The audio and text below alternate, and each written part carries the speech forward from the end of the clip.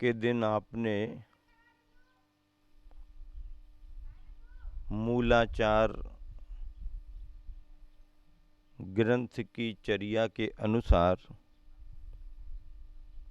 और आचार्य प्रवर कुंद स्वामी की व्याख्या के अनुसार दर्शन शब्द का अर्थ सुना था। सार ये था, दुबियम्पि गंथ चायम तीसुवि जोयेसु संयमो ठादी नानम्मीकरण शुद्धे उपभसने दंसनम होदी। दोनों प्रकार के परिग्रहों का त्याग करना एक बात, दूसरी बात तीनों योगों पर संयम रखना, तीसरी बात ज्ञान को इंद्रियों के विषयों से शुद्ध रखना, और चौथी बात खड़े होकर आहार ग्रहण करना। इसका नाम दर्शन कहा है। इसका नाम क्या है? दर्शन। दर्शन शब्द से भले ही आप स्पष्ट व्याख्या न समझ पा रहे हो, लेकिन दर्शन का अर्थ मुनि मुद्रा है। और इसमें बाकी बात तो ख्याल में आ गई। अंतरंग बहिरंग परिग्रह का त्याग, तीनों योगों की शुद्धता, ज्ञान को इंद्रिय के विषयों से शुद्ध रखना। लेकिन अंतिम जो बिंदु है, वह बिंदु अत्यंत महत्वपूर्ण लग रहा है। खड़े होकर आहार ग्रहण करना। अब देखिए, खड़े होकर के आहार ग्रहण करने को भी दर्शन की संज्ञा दी है। खड़े होकर के आहार ग्रहण करने का मतलब क्या है? खड़े होकर के तो कोई भी भोजन कर सकता है। वैसे भी आजकल खड़े होकर के भोजन करने का चलन ज्यादा बढ़ता जा रहा है। क्यों बढ़ता जा रहा? कारण कुछ भी हो, लेकिन खड़े होकर के बनाने का और खड़े होकर के भोजन करने का चलन बढ़ता जा रहा है।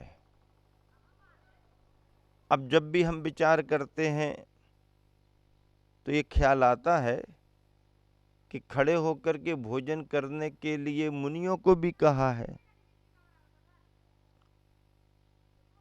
मुनि तो बैठ कर के आहार करते नहीं हैं, पहले भी कभी नहीं करते थे।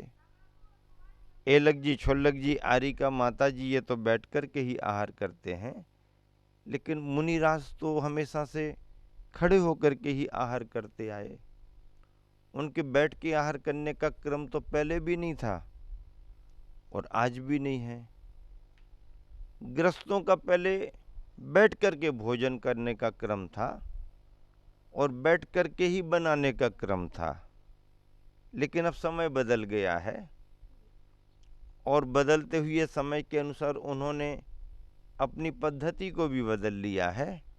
खड़े होकर के बनाना और खड़े होकर के भोजन करना। हालांकि घर में बैठ के ही करते होंगे, लेकिन जब सामूहिक रूप से बाहर भोजन करने को जाते हैं रिसेप्शन आदि में, तो उसमें तो खड़े होकर के ही भोजन करते हैं। तो मुझे ऐसा लगता है शायद ये लोग खड़े होकर के आहार लेने की भावना भाते हुए कुछ अभ्यास प्रारंभ कर रहे होंगे। हाँ, किंतु जब ये देखा जाता है कि खड़े होकर भोजन तो करते हैं, पर घूमते फिरते हुए करते हैं। क्या? एक ही जगह खड़े होकर नहीं करते हैं, घूमते फिरते हुए करते हैं और हाथ में प्लेटें लेकर के करते रहते। तब लगता है कि ये अभ्यास मुनियों के क्रम का अभ्यास नहीं है। क्या ये अभ्यास मुनियों के क्रम का अभ्यास नहीं है? तो फिर किसका होगा? क्योंकि मुनियों के अभ्यास में एक बात अनिवार्य है, खड़े होकर के भोजन करने का अपना सिद्धांत तो है ही, लेकिन एक स्थान पर खड़े रहकर दिन में ही और एक बार, क्या एक ही जगह पर खड़े होकर दिन में और केवल एक बार, दो बार का कोई संबंध नहीं, दो बार की जरूरत नहीं, एक ही बार ग्रहण करेंगे, एक ही स्थान पर करेंगे, दिन में ही करेंगे। आलोकित पान भोजन लिखा है ऐषणा समिति में। हाँ, उजाले में देख करके ग्रहण करेंगे। सनलाइट कहा है, सनलाइट सूर्य प्रकाश होना, सूर्य का प्रकाश ना हो तो उसका रिफ्लेक्शन होना, और क्या एक ही बार होगा, एक ही स्थान पर होगा, दिन में होगा और खड़े खड़े ही होगा। अपनी अंजुली से होगा, बर्तन आदि से नहीं होगा। जब सामने वाला देगा तभी होगा, देने वाला नहीं देगा तो आप चुपचाप बैठ जाना। हाँ, क्यों? क्योंकि रखे गए को अपने हाथ से ग्रहण किया नहीं जा सकता। चंद्रगुप्त सम्राट मुनि बन गए थे, अपने गुरु की सेवा में समाधि के समय में 24 घंटे लगे रहते थे। गुरु को ये चिंता होती थी, नवदीक्षित महाराज हैं, इतना राज वैभव छोड़ करके आए हैं, हमारे आखिरी शिष्य थे, रुक गए हमारे पास सेवा में, अभी सेवा तो करते हैं, ये तो सब तरफ जंगल है, मेरे तो आहार का त्याग हो गया है, पर इनका आहार कौन कराएगा? तो उन्होंने संकेत दिया कि जाओ देखो, जंगल में कहीं कोई बस्ती मिल जाए तो आहार करके आ जाओ। जंगल में कोई बस्ती नहीं थी, और जब चंद्रगुप्त मुनि महाराज आहार करने को किसी एक दिशा में आगे बढ़े तो वहां पर देवी देवता लोग उनकी गुरु सेवा से प्रभावित होकर के, दान देने वाला हो या ना हो, सोना चांदी देने वाला हो या ना हो, रुपया पैसा देने वाला हो या ना हो, उसकी जरूरत नहीं है। यहाँ पर निधि की जरूरत नहीं है, विधि की जरूरत होती है। किसकी जरूरत होती है? हाँ, हम बहुत पैसे वाले हैं, हम भले नियम ना लें लेकिन आहार तो देंगे देंगे, क्योंकि हमने तो इतनी बड़ी बोली ली है। बोली अपने यहाँ रख, बोली का काम तेरा मंच तक है। यहाँ तो मुझके बचनों की बोली चाहिए। संयम पाल सकता कि नहीं? बोल। कुछ नियम ले सकता कि नहीं ले सकता? बोल। महाराज हम बड़े बड़े नियम, बड़े बड़े की बात कहाँ कर रहे, कुछ ना कुछ तो लेना पड़ेगा। हम इतना ही ले सकते हैं, चलो यहीं से शुरुआत करो। क्या?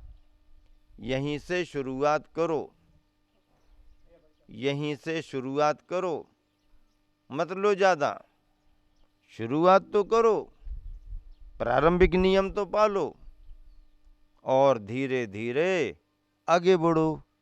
कुलाचार का पालन तो करो भैया। कुलाचार का पालन ही नहीं करोगे, देवसास गुरु की भक्ति ही नहीं करोगे, व्यसन और बुराइयां यदि नहीं छोड़ पाओगे, प्रारंभिक अवस्था का अभक्ष्य का त्याग नहीं कर पाओगे, तो तुम्हें आहार दान देने की पात्रता नहीं है। ये मनुष्यों की बुराइयां हैं, देवों में ये बुराइयां नहीं हैं। व्यसन बुराइयां उनकी नहीं है, लेकिन वह अपनी भूमिका में रहकर किसी तरह के बड़े नियम संयम नहीं ले सकते, क्योंकि चौथा गुण स्थान तक ही उनका रहेगा। ये सोच करके चंद्रगुप्त महाराज जी देखे और वापस आ गए। गुरुदेव ने पूछा, आहार हो गया? नहीं गुरुदेव, आहार दान देने का भाव तो रख रहे थे, लेकिन आहार नहीं लिया। कौन थे? देवी देवता खड़े हुए थे, इसलिए उनसे आहार दान। हाँ, बहुत अच्छा किया तुमने, बहुत अच्छा किया। असंयमी देवी देवताओं से आहार नहीं लिया जाता, बहुत अच्छा किया। दूसरे दिन भी निकल गए। अरे भाई, इस तरफ, इस दिशा में बस्ती नहीं है, श्रावक श्राविका नहीं, देवी देवता आते हैं, दूसरी दिशा में चलो। वहाँ गए तो दूसरी दिशा में भोजन की सामग्रियां तो लगी हुई रखी थी, लेकिन कोई निवेदन करने वाला नहीं था। अत्रो अत्रो, तिष्ठो तिष्ठो, मन शुद्धि वचन शुद्धि काय शुद्धि आहार जल शुद्ध कहने वाला कोई नहीं था। हाँ, सामान सब जमा हुआ रखा था, उसे देखा और वापस आ गए। क्यों? क्योंकि सामग्री तो थी, लेकिन दाता वहां पर नहीं था। अब दाता ही नहीं है तो कौन दान करेगा, कौन देगा? वापस आ गए। तीसरी दिशा में गए, सामान था, अकेली एक श्राविका पड़गहन कर रही थी। श्राविका तो है, लेकिन एक ही है, वो थाली पकड़ेगी कि देगी कि क्या करेगी? यहां भी नहीं जमेगा। तीसरा दिन भी निकल गया। अब आज आपको पता है हमारे लिए क्या हुआ? आगे तक चले गए पड़गहन में, चौकी वालों ने पड़गारे, फिर हम लौट करके आ गए तो दो श्राविकाएं खड़ी थी। दो श्राविकाओं ने किला, एक बहन जी दीदी और एक श्राविका, दोनों ने पड़गहन कर लिया। अब दोनों ने क्यों किया? उनके परिवारीजन सारे जन महापात्र बने विधान में बैठे हुए थे। अब वो सब विधान में बैठ के यहाँ का लाभ ले रहे, और महाराज जी बीच में निकल करके आहार को निकल गए। घर में जो त्यागी वृत्ति थे, उन्होंने पड़गहन कर लिया। अब दो ने पड़गहन कर लिया तो क्या हुआ? अरे ढेर सारे श्रावक श्राविकाएं आजू बाजू में देख रहे हैं, सब चौके वाले देख रहे, और फिर अपने साथ दो तीन भैया चल ही रहे हैं। तो एक जन दो जन इसमें कोई वो नहीं, लेकिन अब अकेले वो ही हो तो कौन करेगा? तो इस तरह से आज हो गया। और जैसे ही समाचार मिला तो सब फटाफट दौड़े और अपने वस्त्र बदल करके आ गए। तो ये अभी की बात नहीं, हम उस समय की बात कर रहे जब चंद्रगुप्त महाराज जी जंगल में आहारचर्या को निकलते थे। अकेली श्राविका देखी, वापस आ गए। महाराज जी को मालूम चला, अच्छा ऐसा हो गया। अगले दिन फिर जब आहार को निकले तो देवी देवता सब समझ गए कि अपनी कहाँ कहाँ गलतियां हो रही हैं। अब उन्होंने क्या किया? पूरी बस्ती बसा ली, नगरी बना ली और मोहल्ले बन गए। और महाराज जी जब बस्ती में गए तो द्वार द्वार रंगोली पड़ी हुई है, द्वार द्वार श्रावक श्राविका की मुद्रा में पड़गहन कर रहे हैं। महाराज जी ने सोचा, अरे भाई 3 दिन हम अन्य अन्य दिशाओं में गए, यूं ही समय निकल गया। ये दिशा तो अच्छी थी अपनी, यहाँ तो पूरी बस्ती बनी हुई है, और श्रावक श्राविकाओं ने पड़गहन कर लिया। महाराज जी का अच्छे से आहार दान संपन्न हो गया। महाराज जी को संतुष्टि हुई कि चलो अब और अच्छे से गुरु सेवा हम करेंगे। गुरु को भी बड़ी संतुष्टि हो गई। समाचार मिलने पर कहा, हाँ, जब तुमको मालूम हो गया किस तरफ बस्ती है तो अपने आवश्यकता अनुसार उस तरफ जाया करो, आहारचर्या संपन्न करो और सेवा करो। अब चंद्रगुप्त महाराज की आहारचर्या होने लगी। होते करते एक दिन ऐसा हुआ कि अपना कमंडल ख्याल में उनको था तो, लेकिन कोई लेके आएगा और कोई लेके आए नहीं आए ये ध्यान नहीं दिया। आकर के गुरु से बात करने लगे और जो जहाँ तक आए होंगे कमंडल भूल गए होंगे। अब जब कुछ समय बाद ख्याल आया कि कमंडल कहाँ है, तो बस्ती तो पास में ही है ना, चलो लेके आ जाते हैं। फिर वापस गए, देखा तो वहाँ बस्ती अस्ती काहे की है, वहाँ तो डाल पर कमंडल लटका हुआ है और जहाँ बस्ती बनी थी, जहाँ श्रावक श्राविकाएं ये कर रहे वो कर रहे, वहाँ तो सब जंगल ही जंगल। अरे कमंडल तो मिल गया, यहाँ की बस्ती कहाँ गई? बस्ती तो देवों ने ही बनाई है। समझ गए मुनि महाराज देवी देवताओं से नहीं लेंगे, श्रावक श्राविकाओं से लेंगे। उन्होंने चतुराई से काम किया है। वास्तविक सच्चाई मालूम होने पर चंद्रगुप्त महाराज ने अपने गुरु से सारी बात बतलाई। तब गुरु भी समझ गए। उन्होंने कहा, चंद्रगुप्त तू बड़ा भाग्यवान है, तेरी सेवा से प्रभावित होकर जंगल में भी देवों ने ये सब कार्य किया है, लेकिन ये विधि तुम्हारे लिए निर्दोष नहीं मानी जाएगी, क्योंकि देवी देवताओं ने श्रावक श्राविका बन के आहार दिया है। तो क्या करें महाराज? शुद्धिकरण होगा इसका, क्या होगा? प्रायश्चित लेना होगा। आप जो प्रायश्चित दें वो ले लेंगे, मुझे तो कुछ मालूम नहीं था। और चंद्रगुप्त ने प्रायश्चित लेकर के अपने परिणामों को निर्विकल्प किया। ऐसे ऐसे संदर्भ हैं। एक कांतार चर्या, जंगल में होने वाली आहारचर्या कांतार चर्या मानी जाती है। खड़े होकर के भोजन की बात चल रही थी, गृहस्थ लोग खड़े खड़े करते हैं। इन सभी पर भी विचार करना चाहिए।